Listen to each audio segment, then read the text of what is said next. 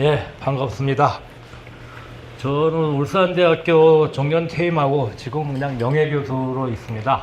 예, 오늘 제가 여기 강의를 맡게 된 거는 이 송 원장님이 좀 제 책을 보시고 좀 강의를 해 주셨으면 좋겠다 하고 청탁을 받아서 왔습니다. 그런데 이제 제가 그래서 송 원장님 이렇게 인터넷에서 검색을 한번 해봤어요. 해봤더니 저 같은 경우는 그 86년에 울산에 내려가서 뭐 시민운동, 소위 말하는 민주화운동, 뭐 또 그 노동운동 주변에서 이렇게 뭐 지원하고 하는 뭐 이런 운동을 했는데 뭐 송 원장님이나 여기 계신 분들은 마찬가지일 거라고 생각이 들어요.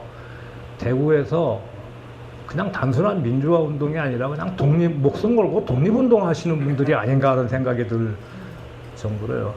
그 대구라고 하는 데가 굉장히 진보적인 도시였는데 어느 순간 박정희 이후에 굉장히 이 보수적인 동네가 돼갖고 뭐 이런 모임 자체를 갖는 것도 뭐 심리적 부담이 많지 않을까 싶어요. 그래서 저는 하여튼 이 독립운동 하시는 분들이라고 생각을 하고 그 강의를 시작을 하겠습니다.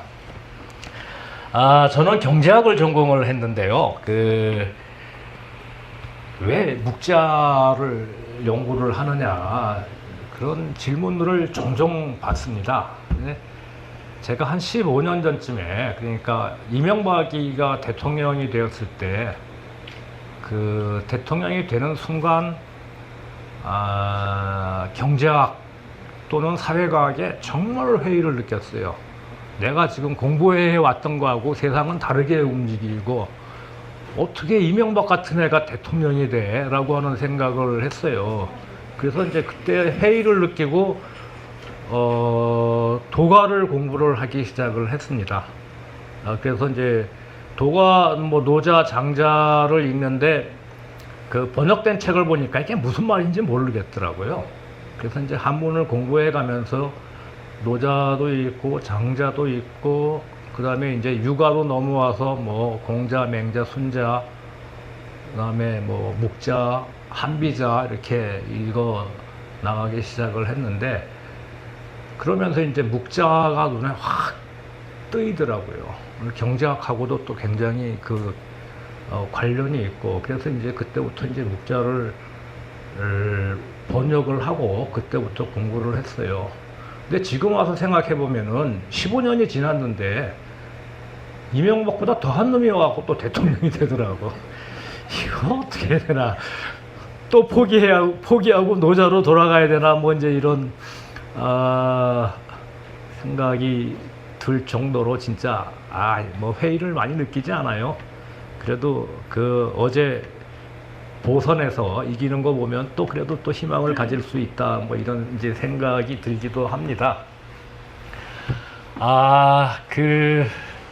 제가 저 책을 번역을 한 책입니다. 저 묵자 책을 원문을 번역을 한 책입니다. 그래서 경제학자의 묵자 읽기라고 하는 제목으로 번역을 하고 그 다음에 이제 주석도 달고 이제 이렇게 해서 19년에 책을 냈는데 사람들이 이 책을 보더니 한문이 너무 많으니까 못 보겠다는 거예요. 좀 쉽게 써라 그래가지고 쓴 책이 이 책입니다.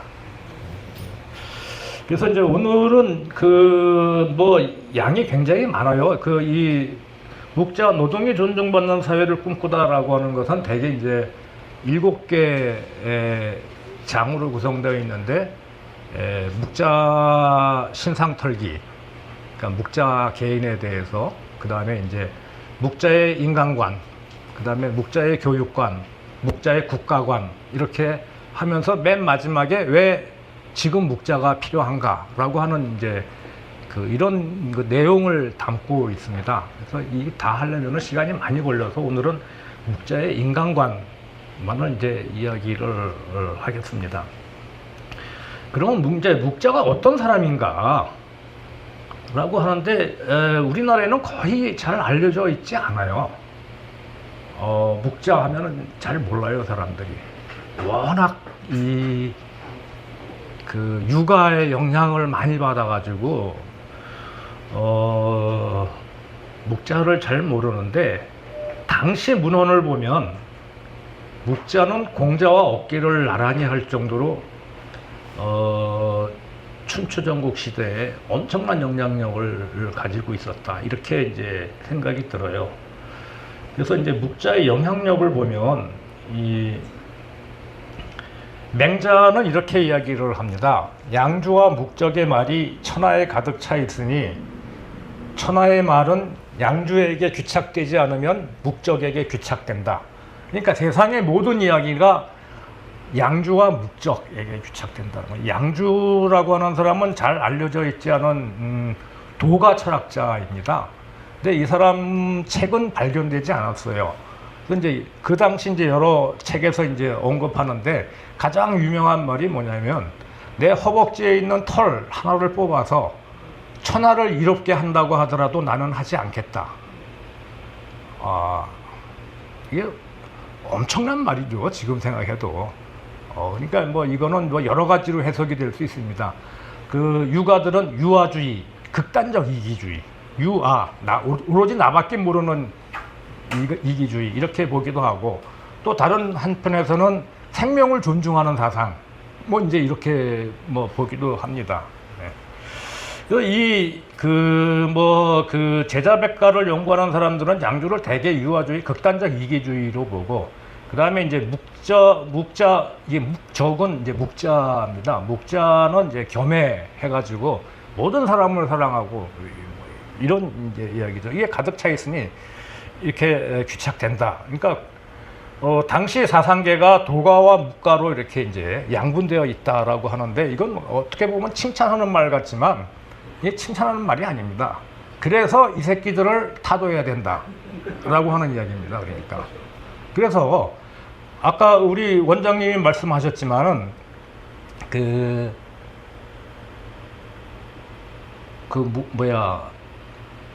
양주는 임금이 없는 놈이다, 또는 임금을 죽인 놈이다. 무군 쓰거든요. 없을 무자에다가 임금 군자 쓰고, 그 다음에 묵자는 무부 해갖고 애비를 죽인 놈, 뭐 애비도 없는 놈, 애비도 없는 놈, 이렇게 이런 애들이 판을 치니까 세상이 망해간다. 그러니까 양주와 묵자의 말이 막 드러나니까 공자의 말이 드러나지 않는다.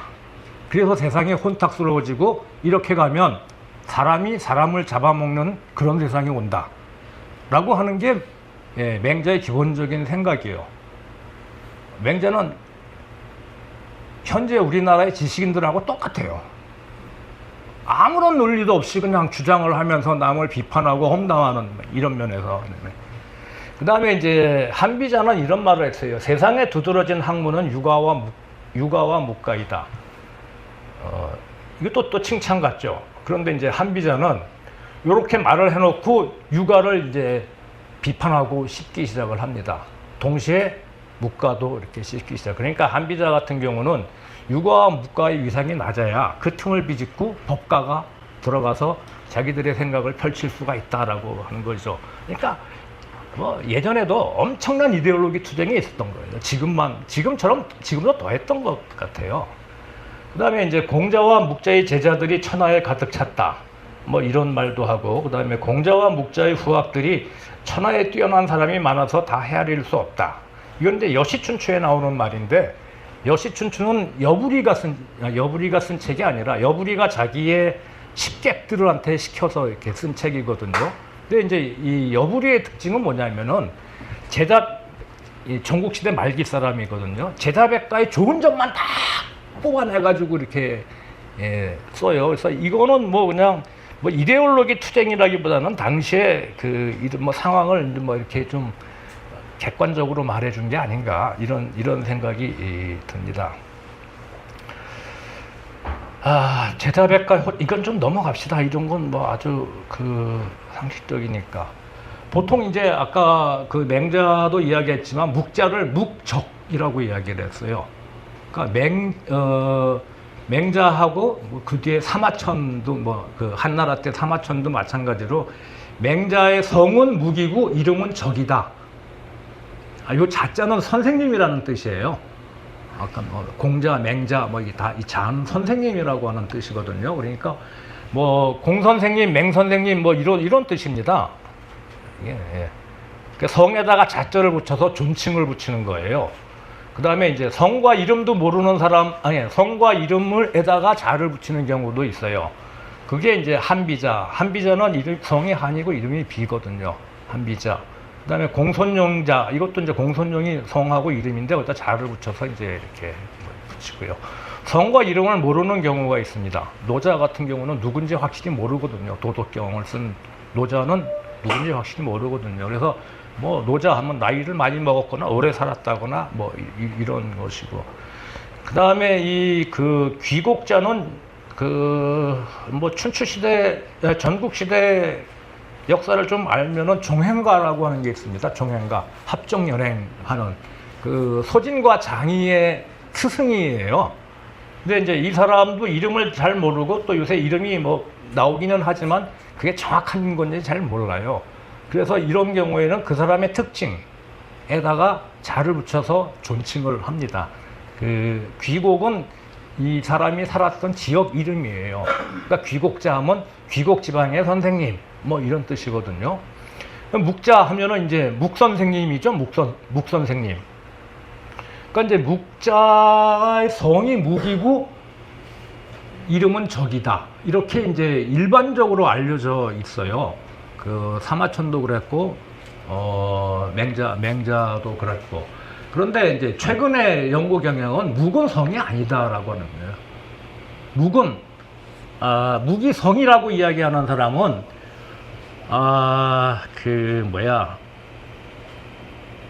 백이 숙제 아버지 고죽군이라고 하는 사람의 성이 묵태씨였어요. 묵태씨였는데, 후에 묵으로 썼다. 그러니까 묵자는 이 고죽군의 후손이다 라고 하는 주장을 이렇게 합니다. 기세춘 선생님도 이렇게 이제 이야기를 하는데, 중국 고대에서는 묵시라고 하는 성이 없었어요. 그 다음에 이게 고죽군의 후손이라고 하는 것은 묵자가, 이 고죽군은 제후 아닙니까? 제후. 은나라 때 제후거든요. 훌륭한 가문의 아들이다 라고 하는 것을 나타내기 위해서 이렇게 쓴 게 아닌가, 이런 생각이 들고요. 그 다음에 그 제자백가가 여러 가지가 있잖아요. 유가 하면 그 유는 그 창시자의 성이 유씨가 아니에요. 그 학문의 성격을 나타내는 거예요.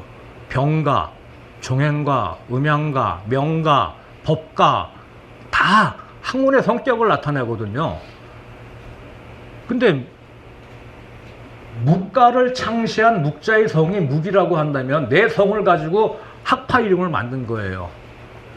이런 예가 중국에서는 춘추전국 시대는 없었거든요. 그리고 이 사람은 이 신분제를 타파하고 혈연에 의한 세습을 타파해야 한다고 생각한 사람인데, 내가 내 성을 가지고 학파의 이름을 묵가 이렇게 붙였을 리가 없다라고 하는 것이죠. 그러니까 이 묵의 성씨는, 묵은 성씨가 아니라 학문이라고 하는 의미이죠.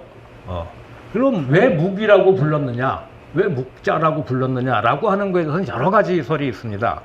묵형을 당해서 성으로 불렀다는 설, 항상 검은 옷을 입고 다녀서 그랬다는 설, 얼굴이 검어서 그렇다는 설, 또는 먹줄이나 잣대를 의미한다는 설, 그래서 수공업자 집단을 상징한다는 설이 있습니다. 이거는 뭐냐면은 묵자가 다 천민 출신이랍니다. 묵형을 당하는 것도 천민이에요. 좀 이야기를 옆으로 나가면 당시에 5가지 형이 있었어요. 그게 뭐냐면 묵형 내지 경형이라고 하는 건데, 얼굴이나 이렇게 팔뚝에 문신을 하는 겁니다. 이 시기는 경범죄에서 범죄자다. 그 다음에 코를 자르는 의형이 있었습니다. 코빗자에다가 칼도자를 쓰는. 코를 자르면 어떻게 되겠어요? 사회생활을 못하겠죠. 그 다음에 월형이라고 있었어요. 월형은 뭐냐면은 이 발 뒤꿈치를 잘라 아킬레스건을 끊어버리는 겁니다. 이건 당시 노예제였기 때문에 노예들이 도망가지 못하게 하려고. 이 3가지 형이 대개 하층민이나 하급 관리들이 받는 형벌이고, 고급 관리나 높은 사람들이 받는 형은 궁형, 생식기를 거세하는 형. 이게 사마천이 그걸 당한 거죠. 그 다음에 대벽형. 대벽형은 사형이죠, 지금. 뭐, 목을 자르는 참수형, 허리를 자르는 요참형, 그 다음에 뭐, 사지를 찢어 죽이는 거열형, 뭐, 이외에도 뭐, 삶아 죽이는 팽형, 뭐, 젓갈로 만들어, 사람 시체를 젓갈을 만드는 뭐 그런 형도 있고, 뭐 굉장히 많습니다. 그러니까 이제 묵형을 당했다라고 하더라도 이 사람은 천민 출신이에요. 일 가능성이 큰 거죠. 그러니까 검은 옷도 그렇습니다. 뭐 요새도 마찬가지지만 그 블루 칼라, 화이트 칼라에서 계급을 구분하잖아요. 옷 색깔. 옛날에도 검은색은 대개 하층민들이 입었던 옷이에요. 얼굴이 검어서 얼굴이 검다라고 하는 것도 햇볕이 쬐는 데 가서 막 일을 했다라고 하는 이런 거고, 먹줄이나 잣대를 의미하는 게 수공업자라고 하는, 이렇게 전체적으로 볼 때 묵은 성이 아니고 묵가가 데리고 다녔던 집단이 있습니다. 묵협이라고 하는데, 협객할 때 협자를 써가지고 이 사람들이 천민 출신들의 집단이다 라고 이렇게 봐야 되지 않을까 싶어요. 그 다음에 이제 뭐 이름은 적인 것 같아요. 저 원문을 보면은 다른 사람하고 이야기할 때, 높은 사람하고 이야기할 때 자기를 낮추어서 할 때 자기 이름을 말해요. 공자가 그 왕을 만날 때 구는 이렇게 생각합니다, 뭐 이렇게 이야기하거든요. 그 구가 공자의 이름이거든요. 여기도 마찬가지야. 묵자도 적은 뭐 어떻게 한다 이런 이야기를 쓰니까 뭐 이름이 적인 건 같고요. 그 다음에 이제 워낙 오래된 사람이라서 잘 알려진 게 없어요. 사마천은 묵자가 어떤 사람은 공자보다 같은 때라고도 하고 어떤 사람은 그보다 뒷사람이라고도 한다고 애매모호하게 말을 했죠. 근데 이게 이제 청나라 말에 와서 이제 고증을 하게 되는데, 여러 사람이 고증을 합니다. 여러 사람이 고증을 하는데 대개 고증한 사람들을 쭉 단순하게 종합을 해보면 BC 490년에서 BC 459년 사이에 태어난 거예요. 그 다음에 죽은 건 BC 406년에서 BC 376년에 죽었어요. 그래서 가장 일찍 출생하고 가장 늦게 사망한 걸로 보면은 100살이 훨씬 넘죠. 120살 정도가 되는데, 뭐 하여튼 요 사이에서 출생해서 요 뭐 사이에서 죽었다 이렇게 볼 수가 있습니다. 근데 일반적으로 묵자는 공자 사후에 태어났으며 맹자가 태어나기 이전에 죽었다라고 하는 것이 일반적으로 받아들여지는 거고요. 이때가 살았던 시대는 춘추 전국시대였고,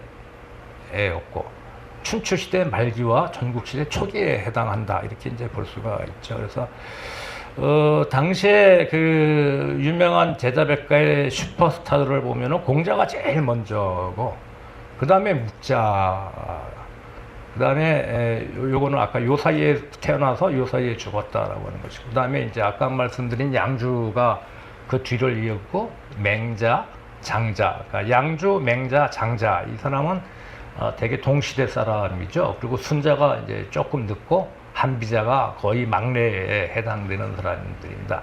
근데 제자백가가 엄청 많아요. 우리가 모르는 사람들까지 하면 엄청 많은데, 근데 여기는 반드시 이게 태어나고 죽은 해가 다 물음표가 붙어 있어요.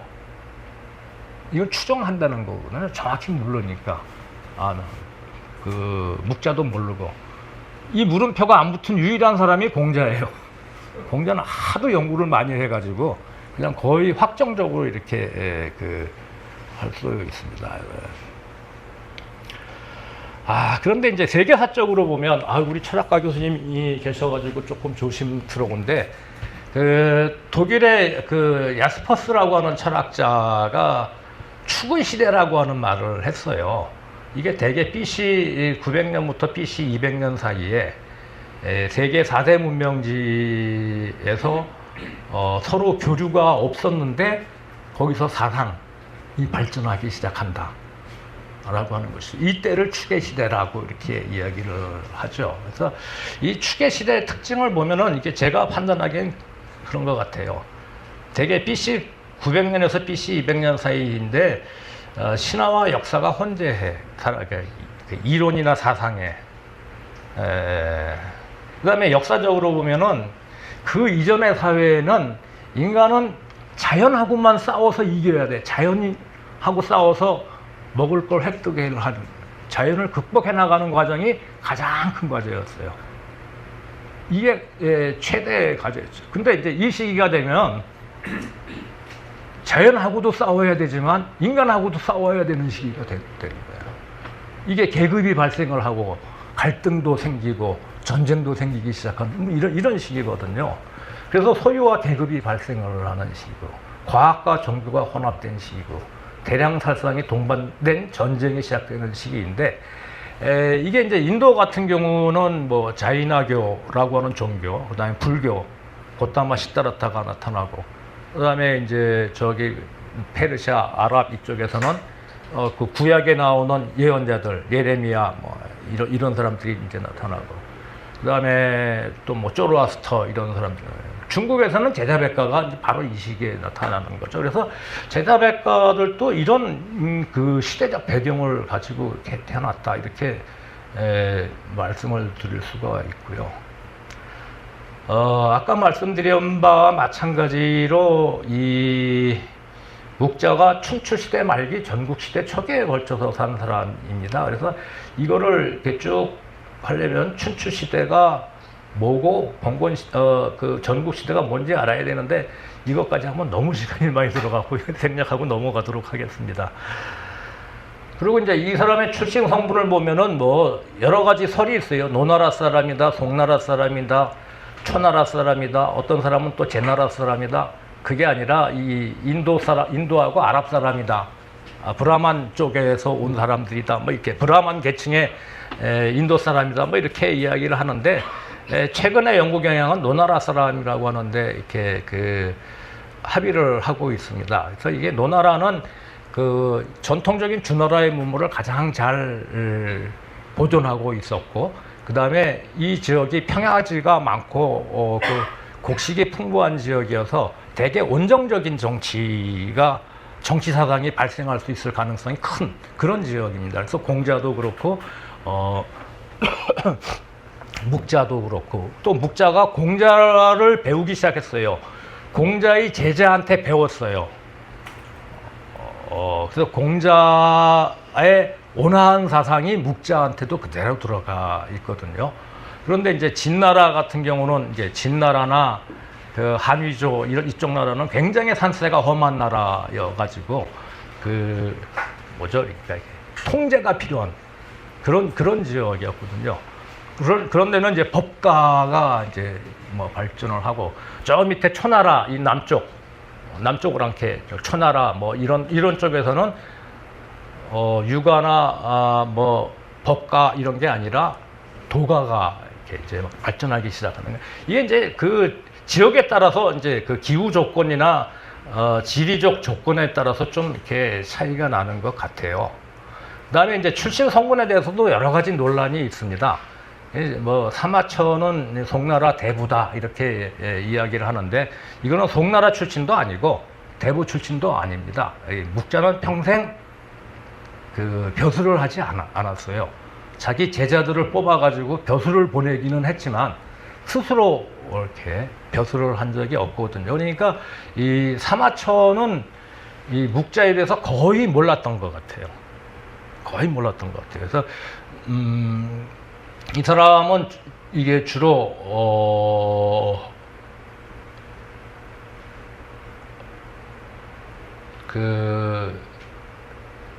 이게 지금 이제 대개 그러면 어디 출신이냐, 출신 성분이 뭐냐라고 했을 때 거의 대부분의 사람들이 수공업자 출신 아니면 축성 기술자 출신이다라고 이야기를 해요. 그러니까 축성 기술자는 성 쌓는 사람이에요. 성 쌓는 사람, 그다음에 수공업자는 그 당시에 가장 천대받는 천민 출신이거든요. 그래서 이게 이제 뭐 오늘 할 이야기의 노동에 대한 깊은 이해를 가지고 있다, 이렇게 이제 말씀을 드릴 수 있을 것 같고요. 이게 하층민으로 구성되어 있는 이 묵자 집단이 사회 최하층의 생활 감정과 이익을 대변하면서 그것을 사상으로 승화시켰다는 점, 이게 이제 묵자의 가장 중요한 특징이라고 이렇게 저는 판단을 하고 있습니다. 그다음에 이제 묵자라고 하는 건 잘 몰라. 묵자라는 사람이 어떤 사람인지는 거의 잘 몰라요. 성도 잘 모르죠. 이름은 적이다. 그다음에 언제 태어났느냐 잘 몰라요. 그냥 단순히 그냥 공자하고 맹자 사이에 살았다라고 하는 정도. 어느 나라 사람이냐? 너 나라 사람이다. 그런데 이 사람이 역마살이 껴갖고 온 나라를 돌아다니면서 중국 전체를 돌아다니면서 활동을 했다. 라고 하는 것 정도밖에 신상을 털어봐야 나오는 게 없어요. 그런데 이제 묵자라고 하는 책을 보면, 묵자라고 하는 책은 좀 자세히 이야기를 할 필요가 있겠죠. 묵자가 지금 알려진 거로는 71편, 71편으로 되어 있습니다. 71편으로 되어 있고, 그 중에 일정한 부분이 없어져갖고 지금 전해지는 게 53편이에요. 53편인데, 그 53편의 구성이 지금 여기 화면에 나오는 것 같이 이렇게, 그러니까 이거를 뭐 학자들이나 아니면 제가 이렇게 뭐 편의적으로 분류하면은 인문, 신론, 묵경, 대화, 병법 이런 거거든요. 신론이 이제 가장 그 핵심적인 그 이론이죠. 이론인데 이 책이 어떻게 전해졌느냐. 이미 진시황이 중국을 통일하는 게 221년이거든요. BC. 그러고 나서 묵가는 사라집니다. 뭐 사라진 원인에 대해서 또 뭐 여러 가지 이제 설이 있지만 묵가가 사라지고, 묵가가 사라지면서 묵자라고 하는 책도 사라져요. 그 이후에 진시황이 통일되고 이후에 망하고 한나라가 들어서고, 그리고 거의 18세기 말까지 묵자에 대해서 언급한 사람은 5손가락 안에 들어요. 2000년 동안 거의 읽혀지지 않았고, 그 5사람들이 묵자에 대해서 이야기하는데 그 책이 전해지지가 않아서 거의 안 읽혀졌다라고 이렇게 봐도 돼요. 그러면 지금의 묵자 책은 어떻게 나온 거냐?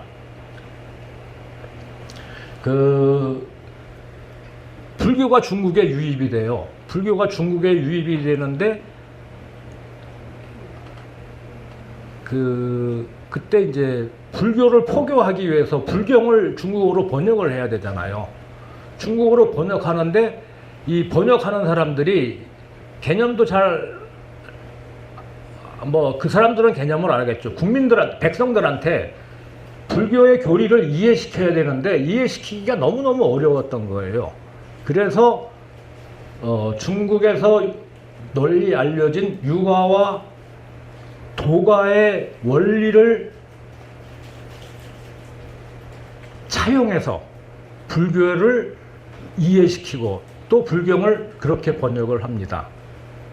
대표적인 게 우리가 반야심경에 보면은 저런 게 있죠. 색즉 시공, 공즉 시색.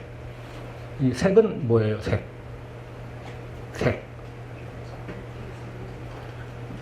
현상적인 세계, 물질적인 세계, 뭐 이런 거거든요. 공은 실체가 없는 상태, 이런 거거든요. 이 공을 어떻게 번역하냐. 공이라고 하지 못하고 이것을 도가에서 쓰는 무로 바꿔버려요. 그래서 이렇게. 그러니까 불교가 조금 교리가 왜곡되잖아요. 그렇게 해서 이제 중국화해 나가죠. 이런 걸 격이불교라고 이렇게 이야기를 합니다. 근데 이런 격이불교가 이렇게 막 진행되다가 이게 불교의 중국화에는 일정한 정도 성과를 거두지만 이게 진짜 불교의 교리가 아니다라고 하는 거죠. 이런 반성을 불교계에서 하게 됩니다. 그래서 이 불교에서는 이거를 이제 바로잡자 해서 광범위하게 서적을 정전을 모집하고 외국 흉내를 불러다가 아주 대대적인 불경 개정 작업을 하기 시작을 해요. 여기에 도교가 자극을 받아요. 자극을 받아서 이 도교도 막 이 책을 막 수집을 하기 시작해요. 도교가 수집하거나 도교에서 편찬한 그 책을 도장 내지는 도장경이라고 하거든요. 근데 이때 이 도교에서 책을 막 수집하는 과정 속에서 묵자라고 하는 주간이 도교 서원에 들어가게 돼요.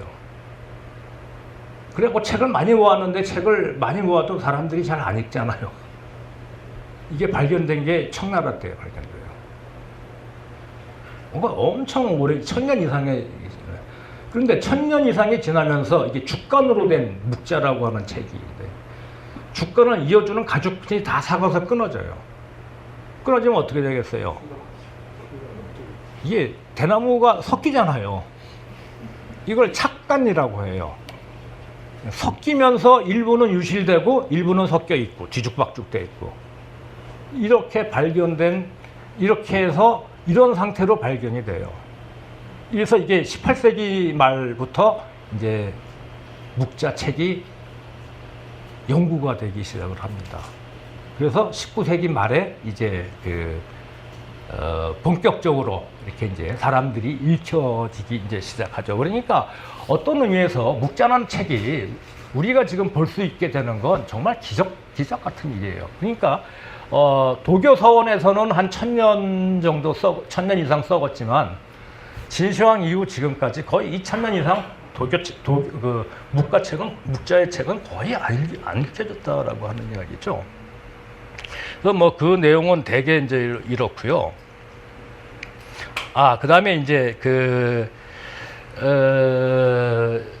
이 묵자라고 하는 책의 내용이나 문체, 그러니까 문체를 보면, 내용은 이제 차차 설명을 드려요. 문체를 보면 제자백가 시대의 문체는 대개 논어와 맹자는 대화체예요. 자활, 임금이 이렇게 말하면 공자가 이렇게 이야기했다. 다 이렇게. 맹자도 마찬가지입니다. 이게 대화체예요, 대화체. 그 다음에 노자는 많이 보셨을 것 같은데 운문체예요. 굉장히 시처럼 산뜻하고 쌈박하잖아요. 그 다음에 장자는 우화체, 우화체. 이거는 그냥 산문체라고 이렇게. 순자를 보면 순자는 논문체예요. 논문체인데 묵자는 운문체 빼고 다 있어요. 대화체도 있고, 어디 있어?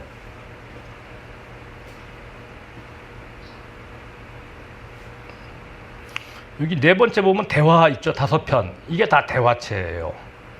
그 다음에 인문은 그냥 서술형이에요. 서술형. 서술형이니까, 산문체. 그 다음에 심노는 대화체이면서 동시에 산문체 성격을 띠고 있는데, 제가 보기에는 강연체라고 하는 게 맞을 것 같아요. 그러니까 묵자라고 하는 책은 제자들이 엮어서 만든 책이거든요. 그러니까 묵자가 하는 이야기를 다 이렇게 기록한 거예요. 그러니까 어디 가서 사람들을 설교하고 설득할 때 그걸 다 이렇게 써가지고 하는, 대화체 플러스 산문체. 그 다음에 이제 여기 있는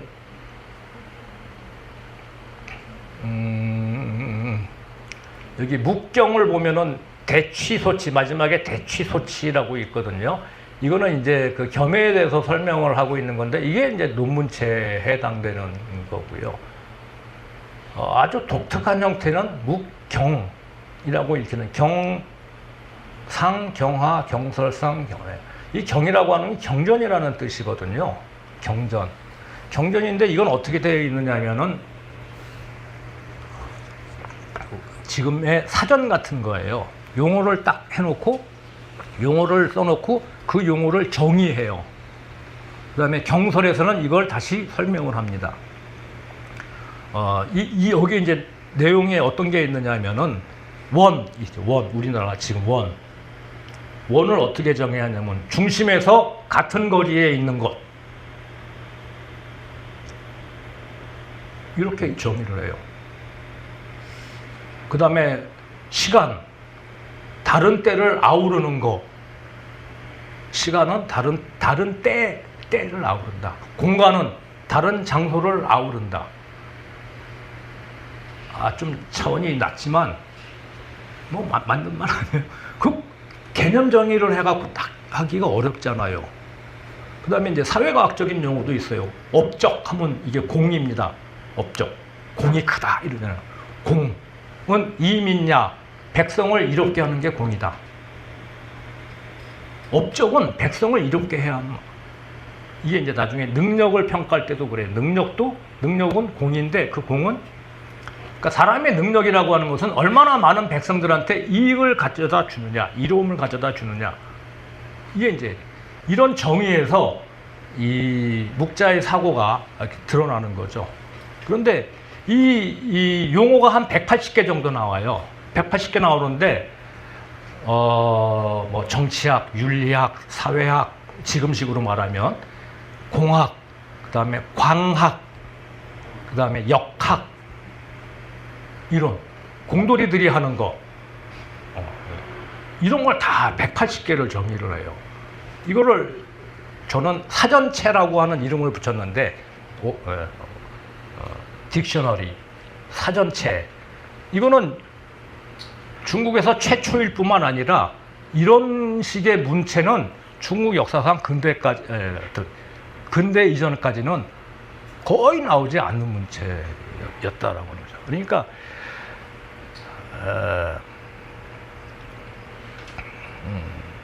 여기 사전체 있죠.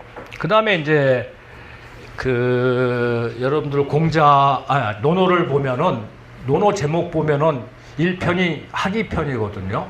학이가 왜 학이냐? 학이 시습지. 거기 첫 문장이 학이 시습지. 그러니까 자활 학이 시습지. 자활 빼고 학이. 맹자도 그래요. 맹자 1편이 뭐예요? 양해왕 편인데 맹자견 양해왕. 맹자가 양해왕을 만났다. 근데 맹자견 빼고 양해왕. 이게 1편이에요. 이게 그 편의 제목이에요, 제목. 그런데 묵자라고 하는 책은 그 주제어를 제목으로 하는 거예요. 자, 시간이 이게 너무 많이 빨리 흘러가네. 자, 본론으로 돌아갑시다. 이제 묵자의 인간관을 이야기를 할 텐데,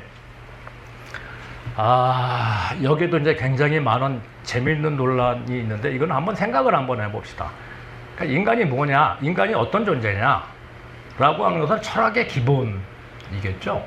그런데 이제 여기서 그런 인간관에서 사회관도 나오고 국가관도 나오고 막 이제 이렇지 않겠어요.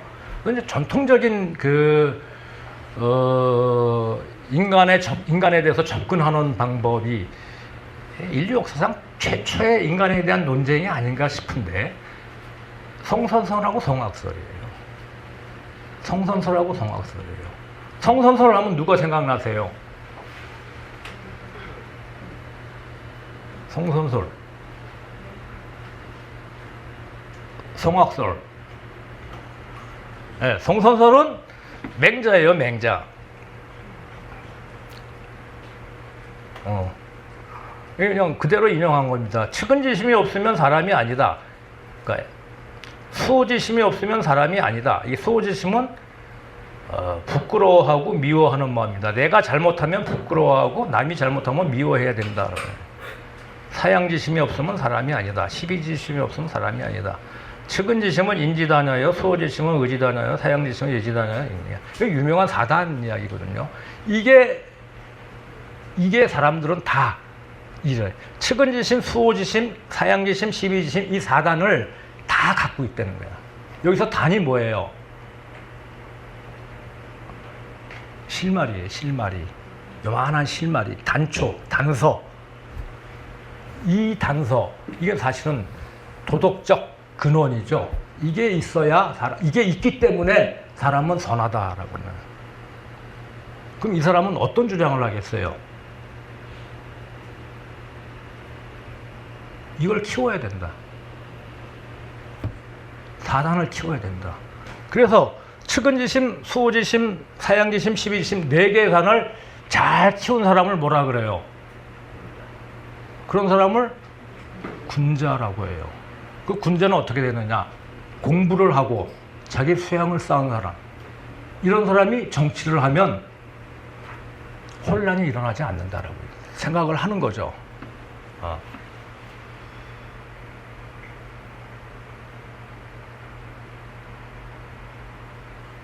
대표적인 성학론자가 순자입니다. 순자는 공개적으로 맹자를 비판하면서 사람의 본성은 악하니 선하다고 하는 것은 거짓이다. 사람의 본성은 태어나면서부터 이익을 좋아하고 이것을 따르니 다투고 빼앗으며 사양함이 없어진다. 사람이 태어나면서부터 이익을 좋아하나요? 아니면 사람이 태어나서 교육과 환경에 의해서 영향을 받아서 이익을 좋아하나요? 되게 어렵죠. 예? 둘 다? 사람도 근본적으로 모든 생물체는 이익을 좋아할 수도 없는 게 근본적인 개념이 깔려 있어요. 그걸 갖다가 완전히 없다고 생각하지는 말하는 거예요. 그렇죠. 이익과 이익의 문제가 아니고 본능의 문제. 본능의 문제죠. 그러니까 본능이 이익을 좋아해요? 이익이라는 거 우리가 어떻게 표현하냐에 따라. 이제 이기적 유전자하고 이제 통하는 거죠. 우리 이기적 유전자는 우리가 번역을 정말 잘못한 거고요. 이기적 유전자는 다른 개념입니다. 완벽히 우리는 이익과 이기적 유전자를 갖다 우리는 잘못 생각하고 있어요. 근본적으로. 근데 셀피시라고 하는 말을 붙이잖아요. 셀피시란 말이 근본적으로는요. 저는 자기 보존이라는 뜻이 이기는 개념이 아닙니다. 자기 보존, 계속 있고 싶다. 그러니까 자기 복제를 해 나가는 것.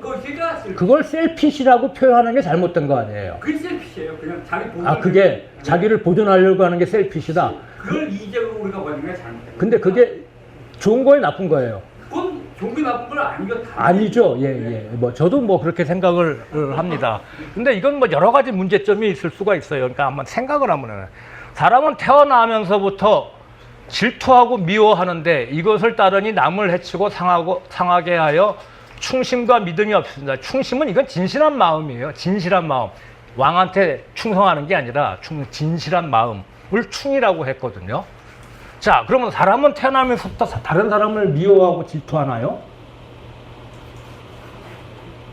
아니면 환경에 의해서 영향을 받아서 질투하고 미워하나요? 아직까지 결론이 안 났습니다. 잘 모르겠어요, 저도.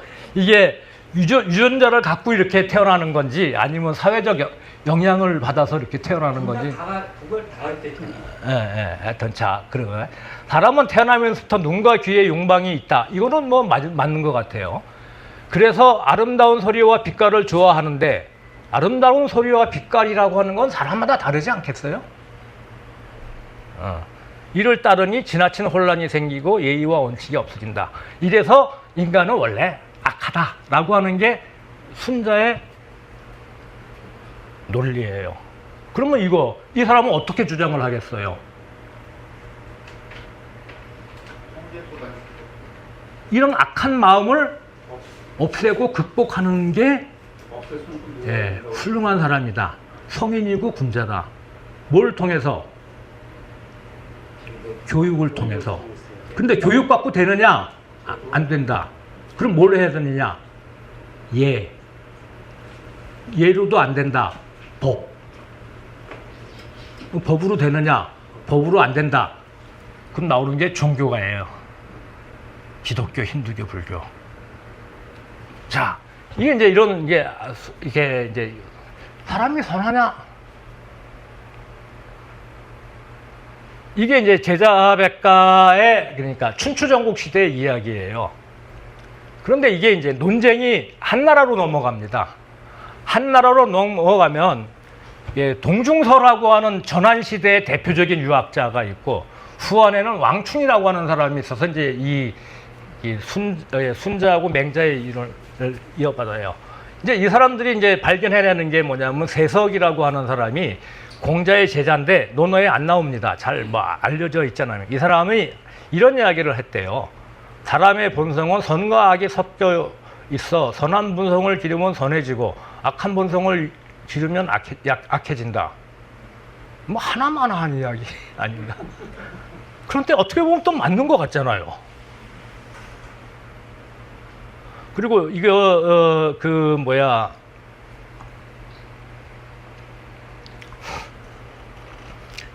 맹자책에 나오는 고자라고 하는 사람이 있어요. 고자라고 하는 사람은 사람의 몸성은 식색이다. 먹는 거하고 그 섹스 그러니까 이거는 뭐냐면 자기 몸을 보존하는 거하고 자기 자손을 보존하는 거다. 이걸 어떻게 여기서 선악이 있겠느냐? 그런 거 없다. 라고 이야기를 해요. 근데 이게 물론 맹자책에 나와서 맹자책에는 이게 너는 틀렸고 내가 맞다 뭐 이런 식으로 이제 이론이 전개가 되지만 고자 같은 사람은 성무선악설이라고 해요. 본성에는 선하고 악한 게 없다. 이걸 보통 이제 우리가 백지설이라고 부르죠. 타불라 라사. 그다음에 이제 그 선악이 섞여 있다라고 하는 것은 성선악 혼합설이라고 말하기도 하고 성유선유악설 이렇게 말하기도 합니다. 모든 지금 경우의 수가 다 나왔어요. 그런데 한나라 때 특징이 뭐냐면 한나라 때 인성론의 특징이 뭐냐면 인성론은 음양이론하고 결합되어 가지고 부여받은 기, 그 사람이 태어날 때 기를 부여받는데 그 기가 많고 적음에 따라서 선해지고 악해진다 라고 하는 걸로 넘어가요. 중국의 관념화를 굉장히 심화시키는 관념적 중국 철학이라고 그렇게 이야기를 하잖아요. 그 다음에 이제 또 한 가지 특징은 뭐냐면 한나라 때 이걸 세 부류로 나눠요. 사람을 세 부류로 나눠가지고 동중서 같은 사람은 성인의 본성, 성인의 본성, 중인의 본성, 필부의 본성인데 성인의 본성은 선이에요. 선에서 바뀌지도 않는데 필부의 본성은 악해서 이것도 바꿀 수 없대요. 교육을 해도 안 돼. 중인의 본성은 선해질 수도 있고 악해질 수도 있다. 교육을 함에 따라서 선한 사람, 악한 사람을 구분한다. 자, 이렇게 왕충은 또 똑같아요. 요걸 중인 이상, 중인 이하 이렇게 나눠서 중인 이상은 맹자의 성선설을 이야기하고 중인은 선악설을 그러니까 혼재되어 있다고 이야기하고 중인은 순자의 성악설을 적용을 해요. 근데 이게 은근슬쩍 이거는 계급이에요. 계급. 당시에 지배층은 선하고 바꿀 수 없대. 선한 본성을. 피지배층은 악해. 이것도 바뀌지 않는데 중간은 왔다 갔다 한대. 선해질 수도 있고. 이게 뭐예요? 전형적인 아주 모범적인 지배 이데올로기예요.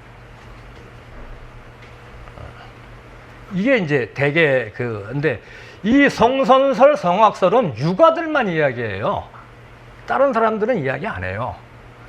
유가나, 도가나, 법가나, 묵가나 다 성선설, 성악설에 대해서는 이야기하지 않아요. 근데 이 사람들은 그 사람들의 이론을 다시 자기들 나름대로 이렇게 이해해가지고 성악설, 성선설로 나눠요. 묵자는 어디 들어가겠어요? 성악설로 들어가요. 그 다음에 노자도 성악, 법가도 성악, 다 성악이에요. 그런데 이제 그거는 굉장히 이제 잘못된 거. 그런데 묵자는 성선설, 성악설 이런 이야기를 하지 않은데 성선과 선악을 말해줄 수 있는 문구를 찾아보면 바로 이 문구예요. 푸른 곳으로 물들이면 파래지고 노란 곳으로 물들이면 노래진다. 들어간 것이 변하면 색깔 또한 변한다. 5가지가 들어가면 5가지 색깔이 된다. 그래서 물들이기에 신중하지 않으면 안 된다. 좋은 임금은 좋은 신하에 의해서 물들여진 거고 좋은 선비는 좋은 친구들에 의해서 물들여진 거고 나쁜 임금은 나쁜 신하에 의해서 물들여지고 이 사람은 이제 오히려 DNA보다는 환경에 의해서 이거는 백지설에 가깝죠. 그런데 누구냐 이 유가들은 성악설이라고 해요. 왜? 욕망을 인정했다라고. 묵자는 욕망을 인정을 하거든요. 네. 그래서 이제 이 성악설하고 성선설이라고 하는 거는 인간에 대한 최초의 논쟁이었음에도 불구하고 뭐 여러 가지 그 논란이 많습니다. 인간의 본성은 변하지 않는가? 대부분 변한다고 생각을 하는데 뭐 법과 같은 경우는 거의 변하지 않는 걸로 이야기를 해요. 욕망과 이기심을 가지면은 성악이라고 하는데 이게 진짜 그러냐?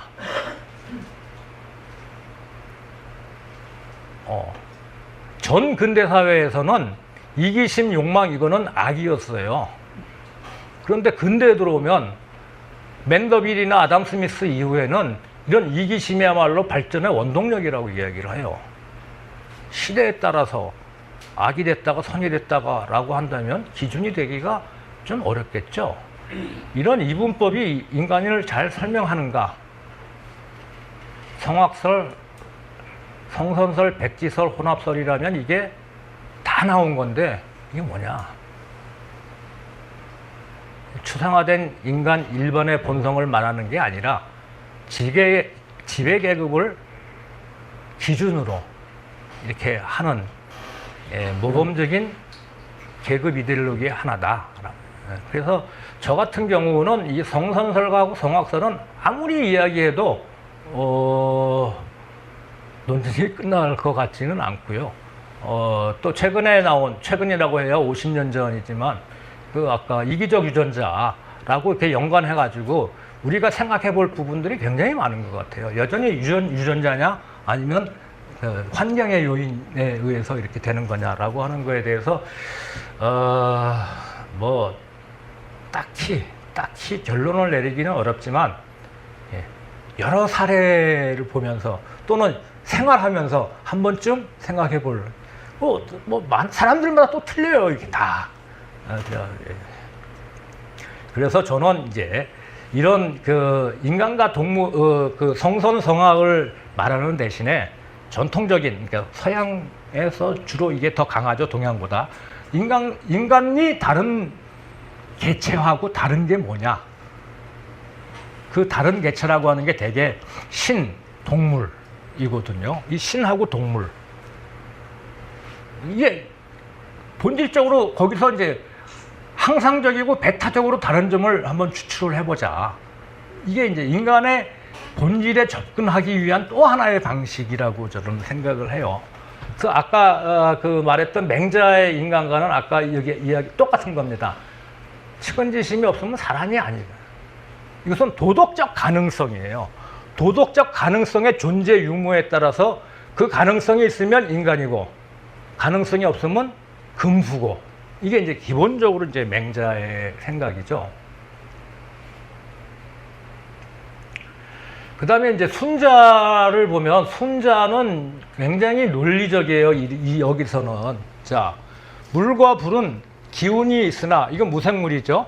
생명이 없고, 풀과 나무는 생명이 있으나 지각이 없고, 이건 식물이죠. 짐승과 들짐승은 지각이 있으나 의로움이 없다.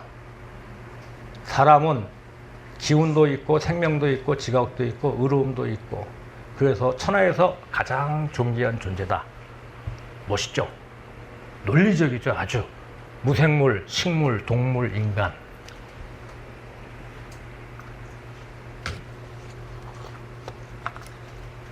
힘은 소보다 못하고 달리기는 말보다 못한데 소와 말을 어찌 사람에게 불임을 당하는가? 사람은 모여 살고 소와 말은 모여 살지 못하게 됩니다.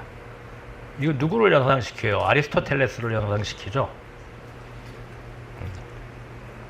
그래서 순자를 동양의 아리스토텔레스 이렇게 이야기를 합니다. 거의 비슷한 시기에 살았거든요. 사람은 어떻게 모여 사는가? 어떻게 이제 군집해서 사는가? 나눔이 있기 때문이다. 나눔은 어떻게 실행되는가? 의로움이다. 의로움으로 사람을 나누면 화합하고, 화합하면 하나로 뭉치고, 하나로 뭉치면 힘이 많아지고, 힘이 많아져서 강해지고, 강해지면 만물을 이긴다. 그래서 인간은 만물의 영장이다. 보통 우리가 생각하는 거하고 똑같아요. 자, 그런데 이 나눔이라고 하는 게 뭐예요? 나눔. 사람은 사회를 형성을 하면서 계속 나눠요. 남자, 여자, 부자, 가난한 사람, 또 노인네, 젊은 사람, 그 다음에 천자, 제후, 대부, 선비, 사, 평민. 이게 나눠요. 이게 예거든요. 예. 순자가 말하는 예. 그럼 의로움은 뭐냐? 의로움은 그 나누는 거에 따라서 정해진 규정이 있어요. 예. 그거를 그대로 실행하는 게 의로움이에요.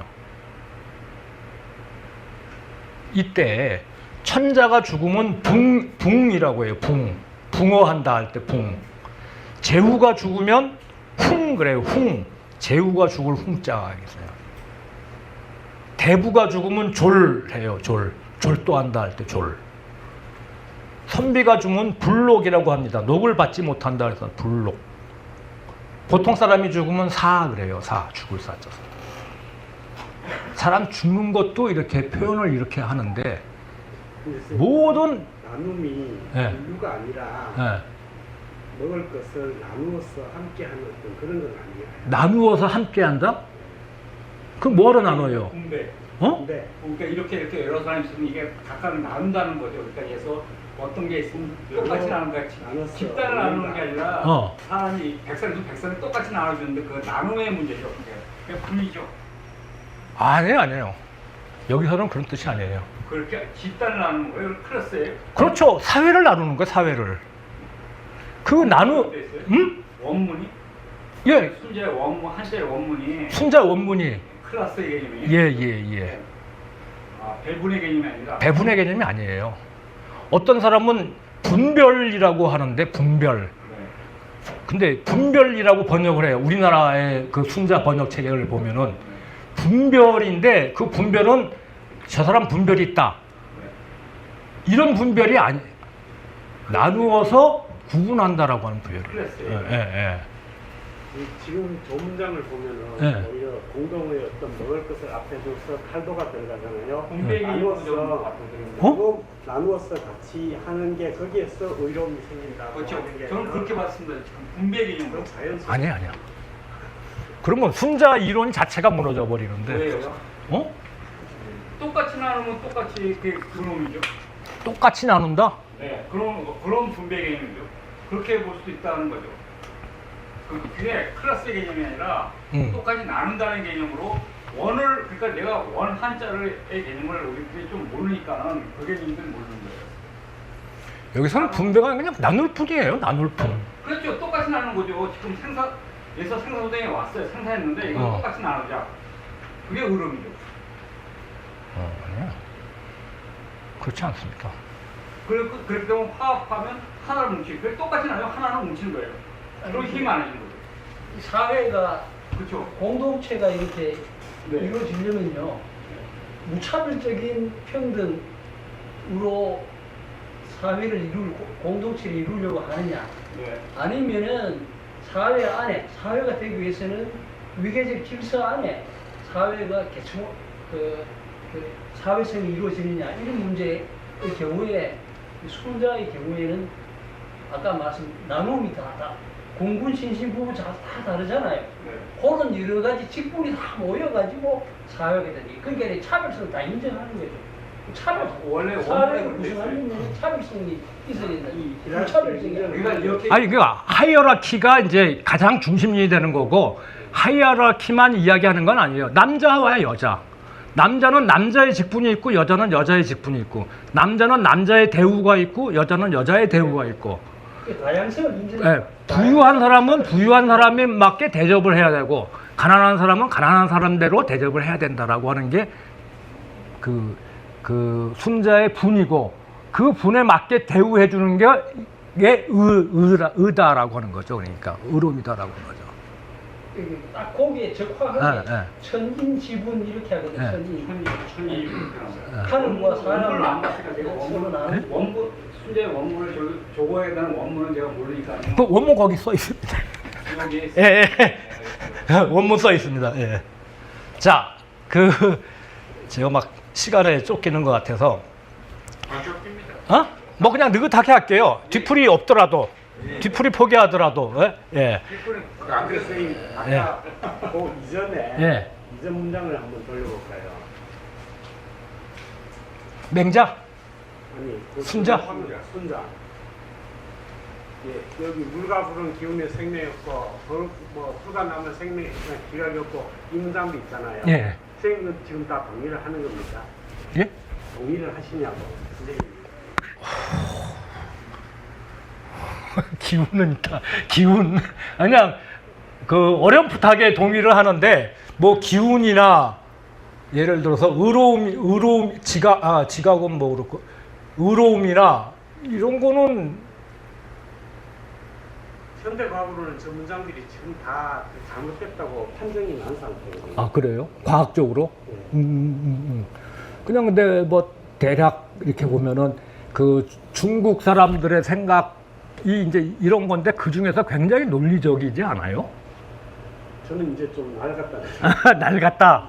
내 시대에 맞지 않고. 문학하시는 분이 과학까지 열심히. 하여튼 이 순자는 굉장히 논리적이에요. 당시로서 가장 논리적이었던 사람이 굉장히 논리적이죠. 2000년의 전쟁은 굉장히 논리적입니다. 굉장히 논리적이죠. 예. 저는 맹자보다 순자가 훨씬 더 논리적이라고 생각해요. 지금 풀과 나무가 지각이 없다는 것이 말이 되나요? 지각. 아니 훨씬 뒤에 사람이니까 훨씬 유리하죠. 앞에 거를 비판하면서 앞에 걸 다 학습하고 하는 게 순자가. 예. 순자가 이게 종합. 그렇죠. 예. 그렇죠. 그러니까 자기가 유리한 위치에 있지. 그렇죠. 순자가. 그건 그렇죠. 그렇죠. 앞에 걸 다 네. 종합해서 자기가 좋은 거 이렇게 섞어서 이렇게 이루는 예. 유리하죠.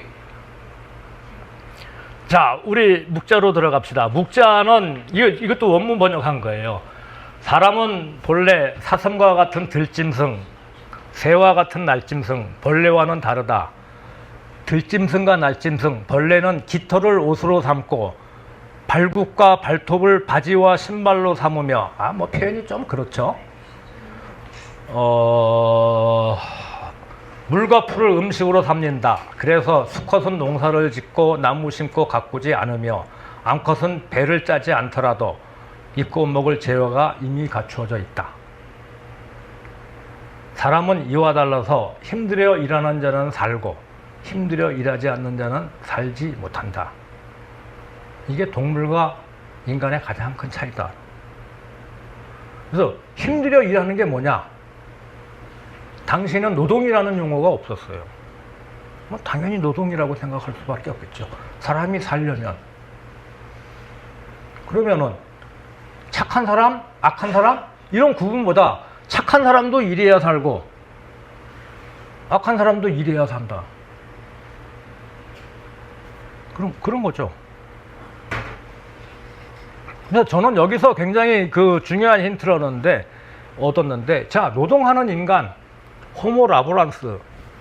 이거는 인간이 존재하기 위해서는 필수적인 존재고. 그럼 동물은 노동하지 않느냐? 이건 이제 좀 이따 다시. 동물은 노동하지 않느냐?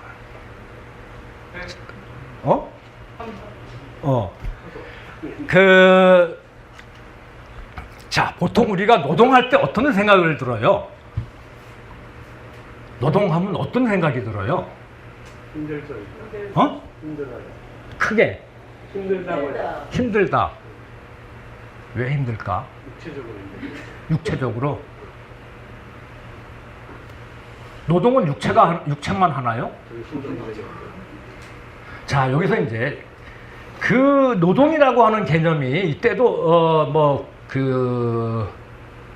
이론화되지는 않았죠. 거의 전 근대에서는 노동을 아주 천한 걸로 봤어요. 그래서 노동이라고 하는 걸 중요하게 생각하지 않아요. 노동이라고 하는 것을 중요하게 생각한 건 근대에 와서예요. 뭐 아담 스미스, 헤겔, 뭐 마르크스 이때에 와서야 이제 노동이라고 하는 게 체계적으로 하거든요. 가장 노동이라고 일반적으로 이야기하면 그런 거죠. 근대적 의미의 노동이라고 하는 개념은, 자, 인간이 자연에게 힘을 가해서 자연을 변화를 시켜. 그 변화된 자연은 인간한테 유용한 거야. 그러니까 인간이 자연을 유용하게 변화시키는 거예요. 그 자연, 변화시킬 자연은 에는 인간도 들어가요. 인간을 포함한 자연을 인간에게 유용하게 변화시켜. 그래서 그 유용함을 쓰는 거예요. 그렇죠. 그게 이제 한나 아렌트가 에? 얘기하는 한나 아렌트 아니에요. 그 이전부터. 네이버하고 아렌트는 좀 더, 저거하고 벌써 이미 마르크스 때부터. 그래서 나도 변해. 노동을 하면. 자연도 변해. 자연도 변하고 나도 변해. 그러면서 인간과 인간을 포함한 자연이 서로 영향을 주는 거예요.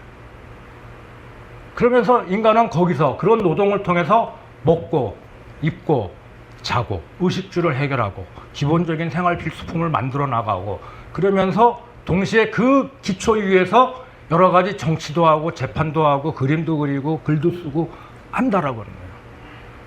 그런데 여기서 노동은 보통 우리가 생산적 노동, 육체적 노동을 해요. 보통 우리가 흔히 쓰는 말 중에서 육체 노동, 정신 노동 이렇게 이야기를 하는데 마르크스만 하더라도 그런 분류는 없어요. 세상에 육체 노동, 정신 노동 그런 게 아니에요. 이게 동시에 일어나야 된다라고 하나? 동시에. 그리스 시대에는 아리스토텔레스, 같은 시대의 어떤 아리스토텔레스 같은 사람은 인간과 동물의 가장 중요한 차이는 명상과 사색이다. 명상, 사색 이런 걸로 해요. 근데 이건 노동이 아니야. 노동은 뭐야?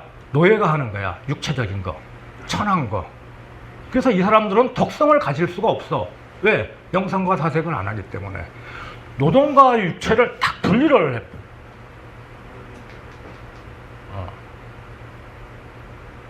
지금도 그렇잖아요. 육체 노동, 노동. 그래서 그리스 로마 시대 때는 조각가들은 육체 운동을 많이 이렇게 해갖고 이 사람들은 노동을 하는 사람들이어서 노예가 하는 일하고 똑같아서 자유민이 되지 못했어요. 그런데 화가는 육체적 노력이 훨씬 덜 들어가고 정신적이기 때문에 이 사람들은 시민이 될 수 있었다. 지금도 보통 육체노동, 정신노동 이런 말 굉장히 많이 쓰고 일반적으로 써요. 그러니까 육체노동이라고 하는 건 일반적으로 정의하면 손과 발의 근육을 쓰는 거예요. 정신노동이라고 하는 건 두뇌를 쓰는 거죠. 근데 이걸 두 개 다 하지 않고서는 노동이라고 하는 것이 일어날 수가 없잖아요. 근데 이게 동물하고 다른 점은 뭐냐면 동물도 집을 짓잖아요. 새들이 집을 짓고 거미줄이 이렇게 집을 짓고 꿀벌도 자기 집을 만들고. 근데 이건 본능적으로 하는 거예요. 본능적으로. 그런데 인간은 집을 지을 때 이미 머릿속에 집이 완성도가 그려져 있어요. 그대로 짓는 거예요. 물론 결과는 조금 달라질 수가 있겠죠. 자기가 머릿속에 그린 그림을 자기가 집을 짓는 거예요. 그러니까 육체노동하고 정신노동이 분리가 되지 않는다라고 하는 거죠. 이걸 철학적으로 한 목적성이라고 이야기하죠. 이 한 목적성이 마르크스는 노동의 핵심적인 게. 그러니까 노동은 동물이 할 수 있는 게 아니다. 동물은 본능적으로 먹이를 구하고 집을 짓고 이렇게 살아가지만 인간은 한 목적성을 가지고 이렇게 해나간다. 아니면 인간도 그냥 한 목적성이 그냥 먹고 살기 위해서 뭔가 일을 하고 그냥 행동하거든요. 그럼 그것도 노동이에요. 우리가 참 현대에 생각하지 말았어요. 정말 난 그런 면에서 조금 그래요. 조금 나중에 말씀. 뭐 나중에 다시. 그냥 하는 일이 있겠어요? 이렇게 그냥 하다가 생각을 할 거 아니에요. 생각을 하면서 하지 않겠어요? 그럴 수도 있겠죠. 그냥 무대뽀로. 무대포로 그냥. 예, 하여튼 이거 워낙 추상 수준이 높은 노동 개념을 이야기를 하는 거니까 나중에 기회 되면 다시 이야기를 하고요. 그런데 이제 묵자 같은 경우는 육체노동, 이게 정신노동 이런 말을 쓰지 않아요. 맹자는 써요. 노심자, 마음으로 일하는 자, 노력자, 힘으로 일하는 자 이렇게 하는데 묵자는 이거를 통일적으로 봐요.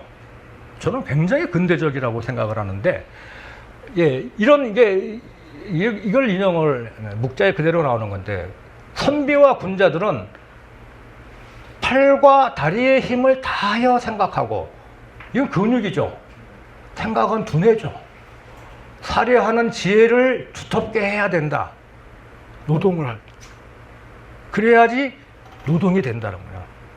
그러니까 보통 우리가 재판하고 정치하는 건 정신적 노동이다라고 이렇게 이야기를 하는데 이 정신적 노동하는 선비 군자들마저 팔과 다리의 힘을 다하여 생각하고 살해하는 지혜를 두텁게 해야 된다. 그러면서 노동이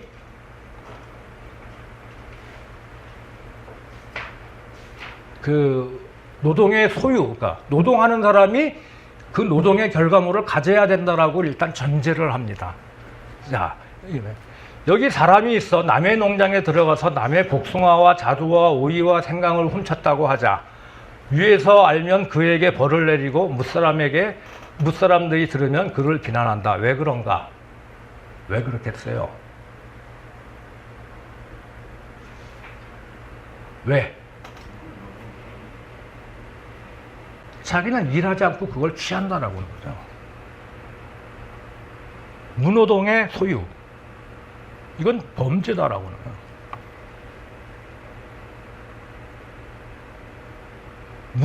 무노동의 소유라고 하는 범죄의 대표적인 게 뭐가 있겠어요?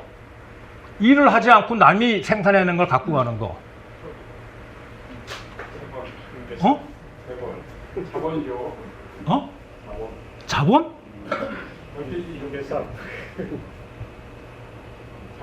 일을 하지 않고 남의 걸 갖고 가는 거. 어?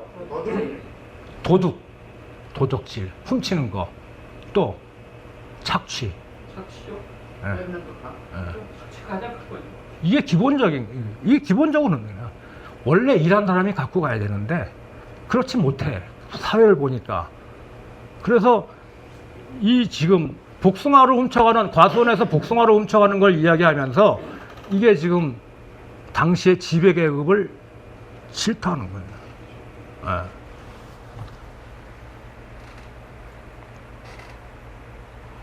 자, 그러면서 이제 노동에 대해서 또 여러 가지 이제 이야기를 하는데, 굉장히 이게, 무릇 천하의 모든 기술자들은, 즉, 수레와 바퀴를 만드는 사람, 가죽장인, 도공, 대장장이, 그리고 목수는 각각 자기가 잘하는 일을 해야 된다. 두 번째, 능력에 따라 벼슬을 주어 능력에 따라 벼슬을 주어 현명한 사람에게 벼슬을 주어야 하고, 비록 농부, 공인, 상인이라 할지라도 능력이 있으면 등용하여 높은 지위를 주고 많은 녹봉을 내리고 일을 맡길 때에는 결단할 수 있는 권한까지 주어야 된다. 사람들로 하여금 잘하는 일을 하게 하면 천하의 일은 합당하게 되고, 직책을 균등하게 나누면 천하의 일은 제대로 이루어지며, 모든 사람이 즐겁게 일하면 천하의 일은 잘 준비할 수 있고, 강한 자와 약한 자의 일이 구분이 있으면 천하의 일은 잘 갖추어진다. 이 강한 자와 약한 자는 제가 직역을 한 건데, 일을 잘하는 사람하고 일을 못하는 사람, 그러니까 떨어지는 사람, 일이 잘 못되는 사람. 일을 잘하는 사람하고 일을 못하는 사람의 구분이 있으면 천하의 일이 잘 갖춰진다. 이거 뭐 현대 경영학 같지 않아요? 자, 두 번째 봅시다. 능력에 따라 벼슬을 주어 현명한 사람. 능력 있는 사람이 현명한 사람이에요. 자, 중국에는 전통적으로 현명한 사람을 존중하는 생각이 있어요. 현자 지배 사상이 굉장히 강해요. 춘추 전국 시대 이전부터 근대 손문에 이르기까지 모두가 다 현자가 지배해야 된다라는 생각이 굉장히 강해요. 그럼 현자가 지배해야 된다는 생각에는 누구도 부정하지 않을 겁니다. 그러면 현자가 어떤 사람이냐? 육아에서 말하는 현자 뭐예요? 공부를 많이 해. 그래서 자기 수양을 한 사람. 수양한 사람. 이게 현자예요. 그 다음에 보통 중국에 전통적으로 그 성인 하면은 성왕, 요순, 우탕, 문무 이렇게 따지거든요. 이 사람들은 공부도 많이 했고 그리고 자기 수신을 많이 한 사람들. 법가에서는 법세술에 익숙한 사람. 이게 현자예요. 묵자는 어떤 사람을 현명한 사람으로 봤을까요? 능력 있는 사람. 그러면 어떻게 능력이 있어질까? 어떻게 현명해질까?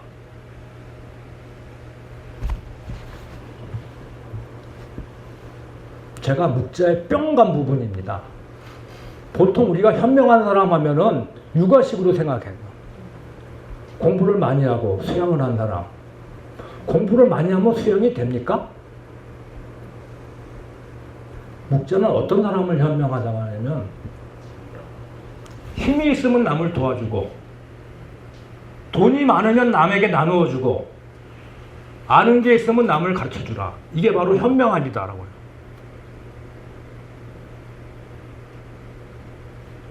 이건 우리나라 국회의원 뽑을 때 딱 써야 될 말이에요. 이런 사람이 현명한 사람이다. 그런 사람이 능력이 있다. 아까 공은 이민냐 했잖아요. 업적, 관리의 업적, 때로 녹봉을 줘야 된다는 거예요. 업적이 많으면 많이 주고 업적이 적으면 적게 주고 더 없으면 물러나게 하고 그 업적이 뭐냐? 백성을 이롭게 하는 거죠.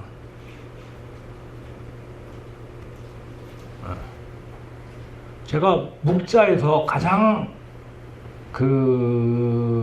포커스를 맞췄던 것이 뭐냐면 묵자 이론에서 묵자의 근대성, 근대적 성격, 그 다음에 실천성, 그 다음에 계급성. 계급성은 철저하게 피지배자의 이익을 대변합니다. 자, 이게 이제 묵자가 이제 이렇게 했고, 그러면 그 결과는 어떻게 되느냐? 굶주린 자는 먹을 수 있고, 추운 자는 입을 수 있고, 일한 자는 쉴 수가 있다. 그 다음에 이제 요 문장은 이제 지금 요 문장은 아주 자주 나오는 문장이에요. 아주 수거처럼 종종 나와요. 큰 나라는 작은 나라를 공격하지 않고, 강자는 약자를 업신여기지 않고, 다수가 소수를 해치지 않으며, 영리한 자, 영악한 자, 영리한 자가 어리숙한 자를 속이지 않고, 귀족이 천민에게 오만하지 않고, 부자가 가난한 자에게 교만하지 않으며, 젊은이는 노인을 약탈하지 않는다. 우리나라에서는 지금 노인이 젊은 사람을 약탈하잖아요. 그런데 당시에는 안 그랬나 봐요. 힘든 이가 노인을 약탈하지 않는다. 이런 사회를 지향한다라고 해요. 노동에 존중하면. 근데 가만히 한번 생각해 보세요. 지금 우리가 노동을 존중한다라고 이야기를 하지만 우리가 살아가는데 무수히 많은 사람들의 노동 때문에 우리가 지금 편하게 살아갈 수 있잖아요. 근데 그거는 지금 저도 반성을 많이 하는데 그건 당연한 거야. 왜? 청소해주는 사람이 있고 뭐 해주는 사람이 있고 이건 내가 편하게 했는데 그런 거에 대한 고마움을 당연한 걸로 잊어버려. 그런 거에 대한 고마움을 느낀다면 모든 사람을 존중하지 않겠어요? 노동을 존중한다라고 하는 건 인간을 존중한다라고 하는 거예요. 어떤 강의를 내가 울산에서 하니까 노동을 존중하면 노동자만 잘 사는 세상이 되니까 묵자는 사회주의자 아닙니까? 이렇게 이야기를 하는 사람도 있는데 정말 우리나라의 이데올로기 구조가 너무 골때려 가지고 노동을 존중한다라고 하는 건 인간을 존중한다라고 하는 얘기예요. 여러분들도 이렇게 쓰레기 이렇게 해가지고 이렇게 청소해 나가는 사람들한테 고마움 별로 평소에 잘 못 느끼잖아요. 그냥 당연한 걸로 생각해요. 저도 그래요. 여러분 먹는 게 아니라 저도 그래요. 그냥 그게 주어진 걸로만 받아들여지는데 그런 거에 대한 고마움을 우리는 느껴야 된다는 거야. 이가 아파 죽겠는데 이를 치료해주는 치과 선생님이 있어야. 근데 이걸 당연한 걸로 생각해. 내가 돈을 주잖아. 치료비를 내잖아. 그럼 당연히 치료해 줘야지. 이거 하고 내가 이 아픈 이가 이렇게 갖고 정말 고맙다. 이런 사람들이 있어서 내가 아플 때 고통을 덜 할 수 있구나 라고 생각을 한다면 노동을 존중한다고 하는 것은 인간을 존중한다는 거예요. 그렇게 되면 여기 말하는 것처럼 굶주린 자가 이게 제일 중요한 게 노동이라 말씀하셨잖아요. 저 노동인데 포인트가 노동이 왜 동물하고 인간하고 다르게 하느냐. 아까 이제 동물은 본능이라고 했지 않습니까? 그러니까 인간에게 노동이 왜 의미가 있냐면 인간의 자아 실현 때문에 그렇거든요. 자아 실현? 동물은 본능에 따라 살지만은 인간은 노동을 통해서 주고받고 계속 함으로써 인간의 자아 실현이 되거든요. 그래서 노동이 문제가 되더라고요. 인간에게. 그런데 국자의 경우에는 이제 노동을 얘기를 하셨지 않습니까? 그죠? 그런데 국자는 겸해와 변해를 구별했잖아요. 변해는 나쁜 거고 겸해가 이제 바람직한 상태 아닙니까? 그럼 현자가 누구냐 하면은 겸해를 확산시킬 수 있는 이 사람이 현자. 그거 다 동해. 그래요, 그렇죠, 그럼요. 그 교육에 나와요, 교육에. 목자가 그러면은 보세요. 정치적인 행위는 겸해 중에 육체적인 노동과 다른 의미의 정신적인 노동이란 말이에요. 정치적인 행위는 공동체 전체의 문제죠. 이런 경우에 서비스 노동이라고 봐야죠. 전체 노동인데 근데 묵자는 당연히 정치적인 노동 이게 훨씬 더 어렵고 힘들다고. 그렇죠. 중요하고 훨씬 더 중요하고. 그러니까 단순히 그냥 내가 사무를 제작하고 뭐 이런 육체적인 노동 이런 거 보다가 겸해라는 보편적인 그 사람 말이죠. 이런 정책을 논하는 그게 정치란 말이죠. 정치적인 노동이 훨씬 더 가치가 있고 힘들고 어렵다. 그렇죠. 그러니까 이게 사계층에 귀족들 기존 지배층들 있잖아요. 이런 노동에 대한 가치가 훨씬 더 부여를 한단 말이에요. 그렇습니다. 그런 차원에서 이 접근해죠. 아니. 공동체의 최선에 대한 고민을 하는 게 훨씬 더 어려운 노동이라고. 그렇죠. 그걸 인정해 준 방식이에요. 조금 더 이야기할게요. 여기 보면은 이제 이 두 번째 나오는 게 보통 우리가 자연적 분업하면은 남경여직, 남자 여자 나이 먹은 사람 뭐 이렇게 하거든요. 이건 이제 원시 시대 때부터 있었어요. 그다음에 이제 사회적 분업이 있는데 이 사회적 분업은